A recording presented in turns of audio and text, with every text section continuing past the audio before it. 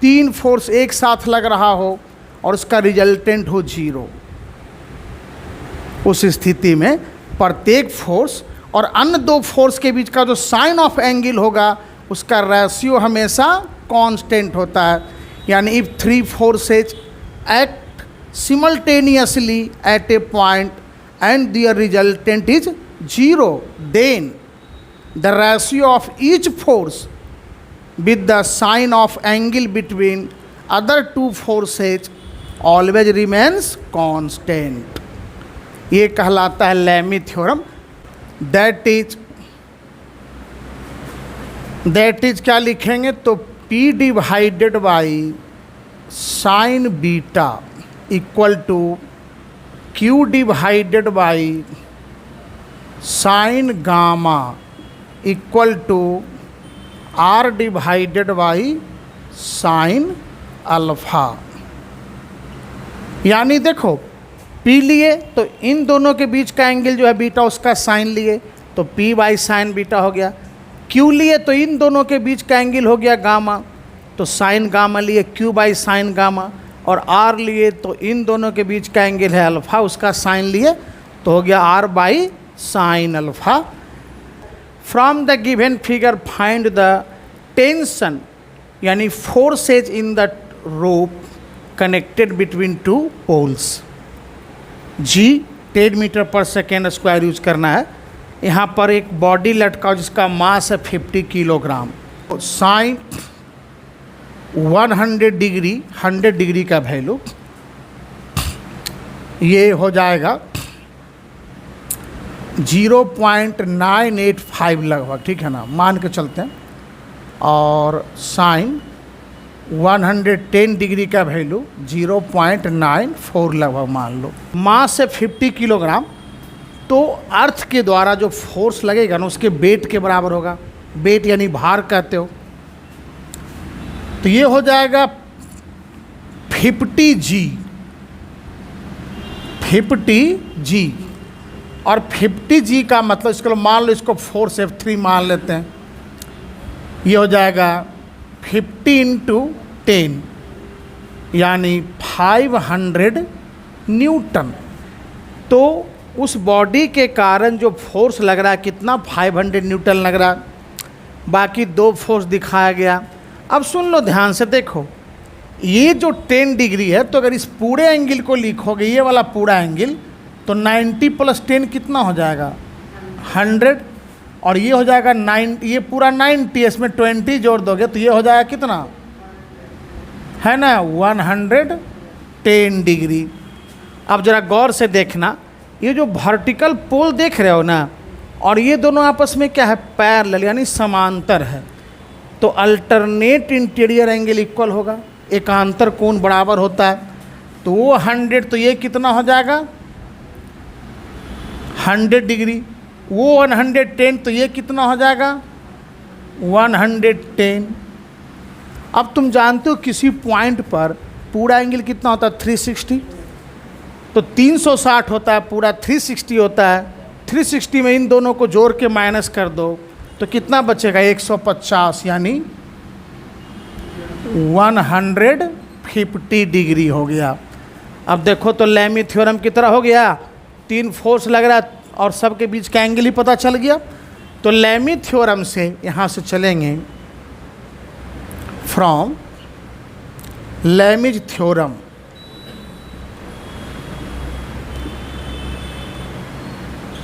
लैमीज theorem से क्या हो जाएगा तो F1 सबसे पहले लिखेंगे F1 अगर लोगे तो इन दोनों के बीच का साइन ऑफ एंगल लेंगे तो F1 बाई हो जाएगा साइन 110 डिग्री। अगर F2 लिखोगे F2 तो इन दोनों के बीच का साइन ऑफ एंगल यानी साइन 100, और अगर F3 लिखोगे तो F3 लेंगे तो इन दोनों के बीच का साइन ऑफ एंगल यानी 150 डिग्री है तो हो जाएगा साइन 150 डिग्री। साइन 150 जो होता है ना, ठीक है ना, वो 1/2 के बराबर होता है यानी 0.5। तो यहाँ से पहले सबसे पहले क्या करते हैं, F1 बाई लिख देंगे। साइन 110 का वैल्यू देखो लिखा हुआ है कितना है 0.94। F2 साइन 100 का वैल्यू लिखा हुआ है 0.985, ये हो जाएगा F3। और साइन 150 का वैल्यू जो होता है ना, समझ गया ना, वो 1/2 या 0.5 लिख सकते हैं। देखो यहाँ पर हम लिख देते हैं पहले, सबसे पहले ऊपर देखो यह साइन 150। वैसे तुम लोग अगर कुछ फॉर्मूला वगैरह याद पड़ोगे, साइन 90 प्लस थीटा होता है कॉस थीटा, तो 150 को क्या लिख सकते हैं 90 प्लस 60, तो साइन 90 प्लस 60 हो जाएगा कॉस 60, और कॉस 60 का वैल्यू कितना होता है 1/2। तो यानी लिख सकते हो यहाँ से 1/2 लिखो या 0.5 भी लिख सकते हो। और F3 का वैल्यू देखो हाँ दिया हुआ, कितना दिया हुआ 50 न्यूटन।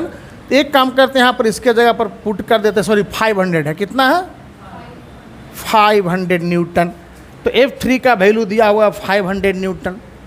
इसके बाद साइन 150 का वैल्यू उतना दिया 1/2, ये हो गया। तो अब यहाँ से क्या करोगे, लिखोगे F1 बाई 0.94, F2 बाई 0.985, ये 2 पर जाके मल्टीप्लाई हो जाएगा तो कितना हो जाएगा 1000/1। न्यूटन छोड़ देते हैं, बाद में यूनिट अलग अलग निकालते जाएंगे, सबका तो फोर्स का न्यूटन ही होगा। तो इतना हो गया, ठीक है ना। अब देखो इसमें क्या हो जाएगा, इसमें जो है ये वाला इसके बराबर होगा और फिर ये भी इसके इक्वल होगा ना। तो सबसे पहले लिख देंगे यहाँ पर जो है इसको घेर देते हैं ताकि, तो यहाँ से लिखेंगे therefore F1 divided by 0.94, 1000 by कितना हो जाएगा 1, और यहाँ से F1 लिखोगे ना तो हो जाएगा 0.94 इंटू 1000 से मल्टीप्लाई कर दोगे तो 940 न्यूटन।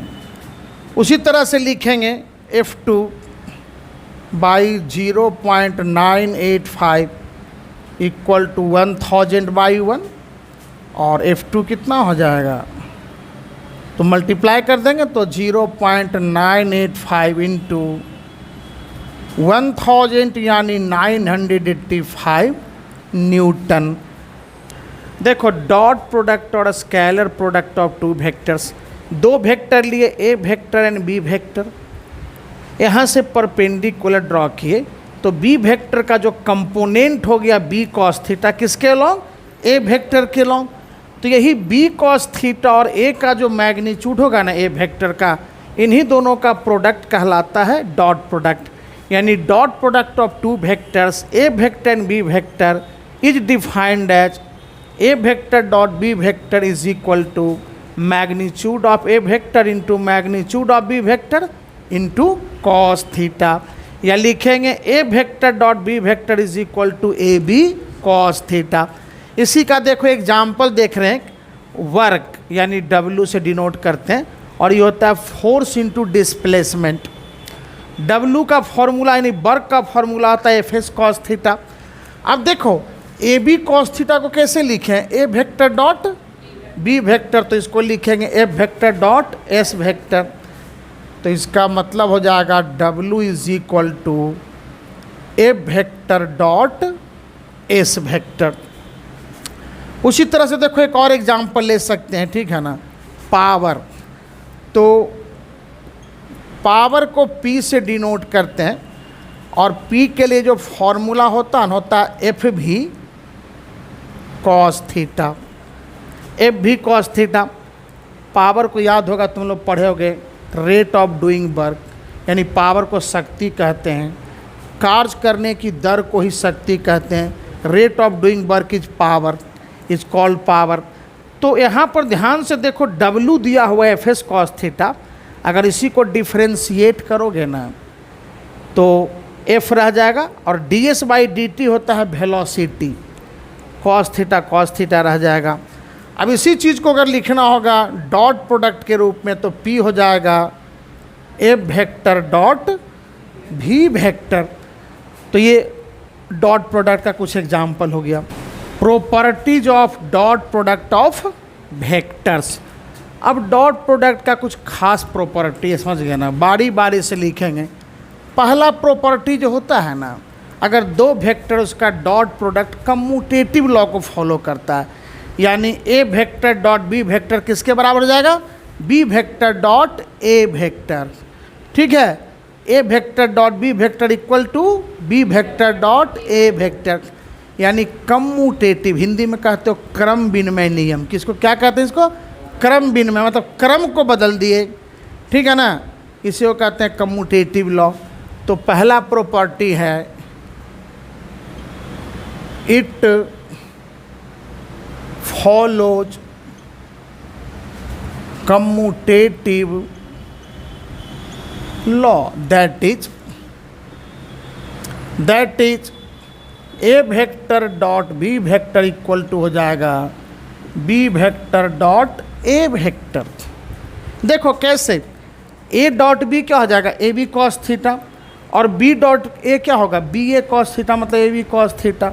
तो दोनों इक्वल हुआ कि नहीं हुआ, ए बी कॉस थीटा कहो चाहे बी ए कॉस थीटा कहो, बात बराबर है, कम्यूटेटिव लॉ को फॉलो करता है। दूसरा property, dot product of two perpendicular vectors.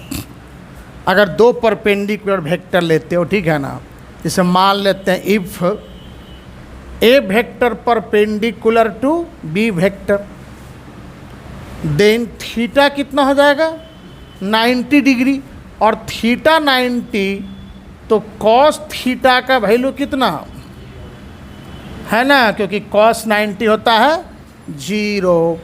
तो देयरफॉर ए वेक्टर डॉट बी वेक्टर हो जाएगा ए बी कॉस थीटा, यानी ए बी इंटू 0 यानी 0। तो अगर दो वेक्टर एक दूसरे का परपेंडिकुलर हो तो दोनों का डॉट प्रोडक्ट क्या हो जाएगा, 0 हो जाएगा। थर्ड प्रॉपर्टी जानेंगे, dot product of orthogonal unit vectors, orthogonal unit vectors. और इसमें दो केस हो जाएगा। पहला केस में मान लो ऑर्थोगोनल यूनिट वेक्टर कौन है, आई जे के, यही पढ़े थे, आई cap J cap K cap, ये तीन होता ऑर्थोगोनल यूनिट वेक्टर। अगर किसी दो एक जैसे को ले लो, मतलब लाइक, जैसे आई आई जे जे के, तो इसका डॉट प्रोडक्ट 1 के बराबर होगा। किसके बराबर होगा, 1।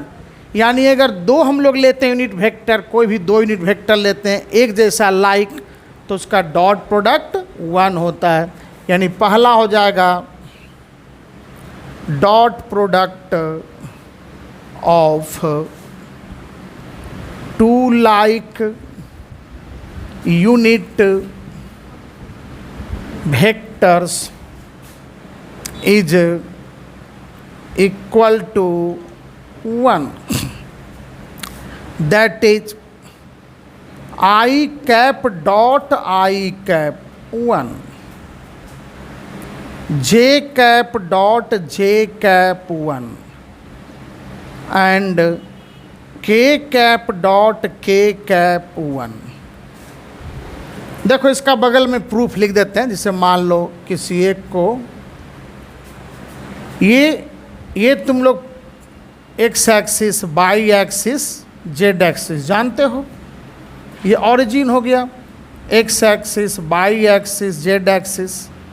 एक्स एक्सिस के लॉन्ग डायरेक्शन बताने के लिए आई कैप लिखते हैं, पता है ना। वाई एक्सिस के लॉन्ग क्या लिखेंगे, जे कैप। जेड एक्सिस के लॉन्ग के कैप। ये हो गया। अब अगर मान लो आई और आई लेंगे तो दोनों तो एक्स एक्सिस के लॉन्ग होगा, दोनों के बीच का एंगल कितना होगा, 0 डिग्री।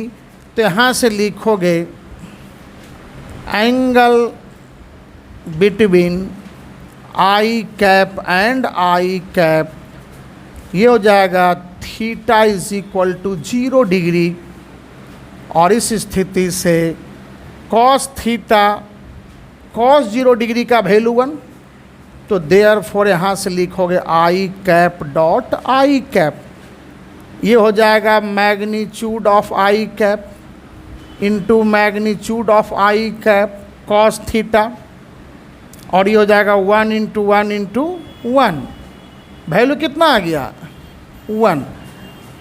उसी तरह जे जे और के लिए भी दिखा सकते हैं, ठीक है ना। तो अगर दो एक जैसा होगा यूनिट वेक्टर तो उसका डॉट प्रोडक्ट कितना हो जाएगा 1 के बराबर, ठीक है। Dot product of two unlike unit vectors is equal to 0, that is I cap dot J cap 0, J dot K भी 0 एंड के डॉट आई भी 0। इसका भी सिंपल प्रूफ है, जिसे मान लो ये हो गया ना X axis, Y axis, Z axis, I cap, J cap, K cap, K cap, ये हो गया। अब अगर मान लो कोई दो लो, जैसे आई और जे ले लो, तो आई कैप और जे कैप के बीच का एंगल कितना हो जाएगा 90, क्योंकि एक दूसरे का परपेंडिकुलर है। तो यहाँ से लिखेंगे प्रूफ में इसका angle between I cap and J cap, I cap and J cap theta is equal to हो जाएगा 90 डिग्री। अगर थीटा 90 तो कॉस थीटा, कॉस 90 का वैल्यू कितना आता है 0, ठीक है ना। कॉस 90 हो गया 0। अब लिखोगे therefore I cap dot J cap, ये हो जाएगा magnitude of I cap into magnitude of J cap cos theta, और कॉस थीटा का वैल्यू क्या है 0 ना, तो ये तो 1 हो जाएगा और ये भी 1 इंटू 0, यानी क्या हो गया 0 हो गया, पूरा का पूरा हो गया 0। तो नंबर 4 में लिखेंगे dot product of two vectors in components form. अगर दो वेक्टर कंपोनेंट के रूप में रहेगा तो उसका डॉट प्रोडक्ट निकालेंगे। तो मान लेते हैं let A vector is equal to x1 I cap plus y1 J cap plus z1 K cap, and B vector is equal to x2 I cap plus y2 J cap plus z2 K cap. दो vector है component के रूप में लिख लिए, ठीक है ना। ए वेक्टर कितना हो गया x1 I cap plus y1 J cap plus z1 K cap, और बी वेक्टर कितना है x2 I cap plus y2 J cap plus z2 K cap. इन दोनों का डॉट प्रोडक्ट निकालना है। तो लिखेंगे A vector dot B vector, दोनों को लिख देते हैं या इस तरह से, मान लो x1 I cap plus y1 J cap plus z1 K cap, बीच में डॉट लगा दिए, x2 I cap plus y2 J cap plus z2 K cap. जैसे सिंपल मल्टीप्लाई करते थे ना, याद होगा कि पहले वाले टर्म से इन तीनों को करते हैं, फिर दूसरे वाले टर्म से तीनों को, फिर तीसरे वाले टर्म को भी क्या करेंगे तीनों से मल्टीप्लाई करेंगे। तो बारी बारी करते हैं। तो चलो इससे x1 आई कैप से तीनों को करेंगे पहले, तो हो जाएगा x1 x2 I cap dot I cap plus x1/2 I cap dot J cap plus x1 z2 I cap dot K cap. पहला से हो गया। उसी तरह दूसरा टर्म से तो plus y1 x2 J cap dot I cap plus y1/2 J cap dot J cap plus J, है ना, y1 कितना हो जाएगा z2 J cap dot K cap. अब उसी तरह से तीसरे टर्म से करना है मल्टीप्लाई उन तीनों को, तो ये लिख सकते हैं प्लस z1 x2 के cap dot I cap z1/2 के cap dot J cap plus z1 z2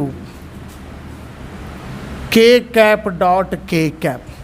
अभी देखो थोड़ा देर क्या पहले पढ़े थे, अगर दो लाइक रहेगा क्या रहेगा, दो लाइक यूनिट वेक्टर तो उसका डॉट प्रोडक्ट 1, और अगर दो अनलाइक रहेगा अलग अलग तो डॉट प्रोडक्ट 0।